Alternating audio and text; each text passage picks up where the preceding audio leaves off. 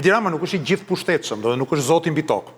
Edi Rama ka marrë pushtet politik, sepse ka qenë garanti, do të vazhdoj arsyetimin këtu, garanti interesave më të pista që kanë shoqërinë shqiptare. Garanti interesave të krimit të organizuar, të oligarkisë ekonomike, të cilët deri më sot i kanë dhënë mundësinë në Ramës të qeverisë, sepse Rama u ka premtuar që ata mund të abuzojnë, mund të vjedhin, mund të jetërsojnë, mund të pasurohen në qetësi. Pra askush nuk do bëj zhurmë, askush nuk do protestojë masivisht, askush nuk do vendosë sistemin në krizë, dhe Rama ka dalë garant. Ska sindikata, se ka thonë hajini këtu se ska sindikata. Po që ka ndodhur, prej një muaj e ca, njerëzit nuk po rrinë më urtë. Njerëzit jo vetëm protestojnë masivisht, po njerëzit po shembin garde. Po shemben gardet e oligarkëve.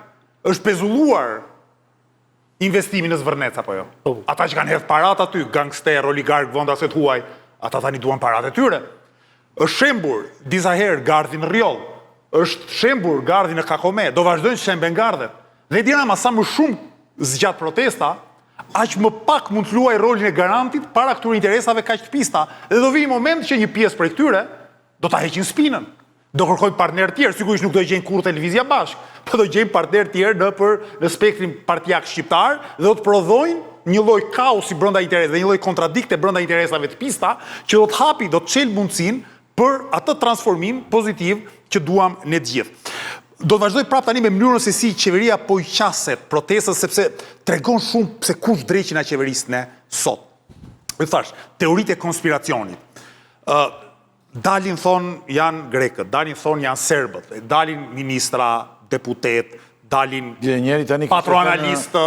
Kishte thënë një analist i njohur, kishte thënë shokuse tuaj në kryet e lajmit. Qa shokoje? Kishte thënë që serbët janë futur që në 91. Po shiko tani, se unë kam për arsyet e mia studimore, për arsyet studimore më është dashur të merrem në arkiv edhe në bibliotek për vitet 90-91. Dhe ka qatere që çdo ngjarje që ndodhte nuk pyete ore çfarë motivi kanë këta njerëz që hyjnë në ambasada. Çfarë motivi kanë 10 mijëra, 100 mijëra njerëz që dalin protestë? Jo, thotë, është dora e Jugoslavit, është dora e Grekut, është dora e Sovjetikut, është dora e CIA-s amerikane. Pra kjo është një mendësi edhe fyese për qytetarit. Pra ti shkon, është një zotri burr, Altin Hila. E keni parasysh, e kanë mbajtur 3 ditë në burg. Ka një fëmijë të paralizuar. Vinte me të shoqen për ditë në protestë dhe vazhdon të jetë për ditë në protestë. E arrestuan, e dhunuan, e mbajtën 3 ditë në burg, dhe tani Edi Rama, ati njeriu me 1.001 halle, që vjen protestë prapë se prapë, i thotë që ti nuk e halle që den protestë. Ti nuk je kundër korrupsionit, ti nuk je kundër abuzimit, ti nuk je kundër poshtrimit, ti nuk je kundër faktit që s'ka ilaçe për fëmijët, që s'ka trajtim dushën dhe cor. Jo, ti je, në rastin më të mirë, një njeri që të kanë manipuluar serbët, a grekët, a iranianët, e në rastin më të keq je agenti tyre. Pra këta kanë humbur edhe raportin me realitetin dhe kjo tregohet, po ta vini re, edhe nga pikpamja estetike. Po të shikosh Ramën, ministrat, deputetë socialistë sot dhe të krahasosh me protestën, ka i gati një çerek shekulli distancë me njëri tjetrin. Të paktën një çerek shekulli distancë. Është si 91, unë kam qenë fëmijë dhe e mbaj mend, kam qenë 10 vjeç apo 9 vjeç kur Ramiz Alia takonte studentët. Po të vini re ato imazhe, ka një dallim dhe estetik mes tyre, ka një dallim botkuptimi që shprehet dhe në dukshmëri. Dhe njëjta gjë është me Ramën sot. Pra, Ramiz Alis me shok i kishte mbet ora në vitet 60-70.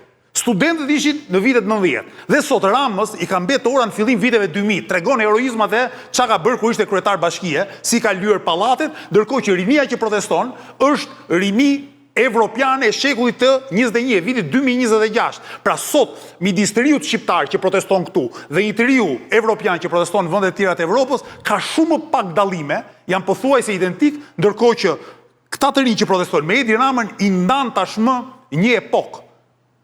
Gjërat që ata kërkojnë. Pra, kujt i ka shkuar mendja që kaq shumë qytetarë të Republikës së Shqipërisë do të kërkojnë jo thjesht demokraci e zhvillim, se këto i kemi kërkuar gjithmonë, po edhe mbrojtje të mjedisit. Mbrojtje të mjedisit që është duk luks, që deri vonë është dukur luks. Keni parasysh atë batutën tek koncert vin 36 që thotë lulet i han gomerët, vetëm Paris blen lule, tani këta kanë filluar në fakt kuptimi të blejnë lulet. Pra kanë filluar të kanë një ndjeshmëri aq lartë për natyrën, për shpendët, për gjithçka, ndërkohë që këta që kanë pushtetin janë si ata njerëzit që fusin duart në çorb edhe vetëm vjedhin. Pra dallimi është politik, është moral, po është njëkohësisht dhe estetik. Edi Rama është tejkaluar tashmë nga historia shqiptare, nga rinia shqiptare, nga shoqëria shqiptare, por nuk e ka kuptuar akoma dhe vazhdon punon me skemat e vjetra. Thot, po të shosh postimet e këtyre, thot, ja, kanë ngelur këta të Saliut në shesh. Vallai sot isha në shesh, nuk pash njeri të Saliut, edhe i njohim tani se kemi vlloj përvojë aty, një njeri nuk pash sot. Ore një njeri që ta mbaj mend se ishte ku diun pjesë e strukturave të PD-s. Paktën sot. Erdha vërdallë për turm, nuk pash njeri. Mbas edhe ka patur, po me siguri nuk është ashtu si thot Rama. Janë qytetarë, në 99.999% rasteve janë qytetarë me kërkesa të rëndësishme, me kërkesa që burojnë nga problemet vërteta, për cilat këta që e kanë pushtetin nuk kanë zgjidhje. Ase imagjinojnë do zgjidhjen edhe i lëre më të kenë mundësinë për të dhënë zgjidhje këtyre probleme. Si s'ka turp Rama që kur flet me të huajt paktën, vazhdon me teoritë e konspiracionit. Se më kujtohesh atë cilat janë udhëheqësit politik sot që delegjitimojnë protestat kundër tyre bazuar mbi teoritë e konspiracionit. Putini, Lukashenko dhe Vučići. Unë nuk e përfituroj dot që të ketë protesta në Gjermani. Edhe e të lau, në Iran. Në Evropë, në Evropë jam këta.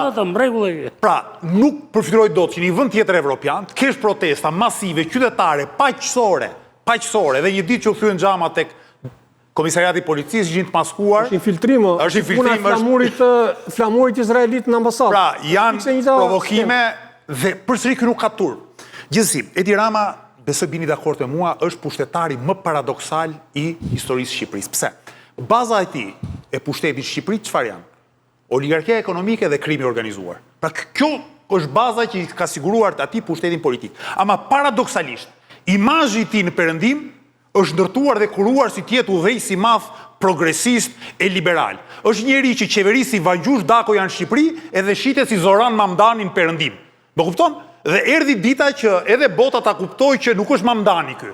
Është një Vangjush Dako, pa është një satrap province, është njeri që bën pakte me krimin organizuar, është njeri që harton ligjet që ja shkruan oligarkia. Pra është një sundimtar politik anakronik, është një sundimtar politik që zoti Hoxha pak më herët, imagjino, mburret se s'ka sindikata. Është një sundimtar politik që kur flet për gratë i nënçmon dhe i fyen. Edhe deri më sot ja kishte dalë të ndërtonte imazhin e një artisti përparimtar.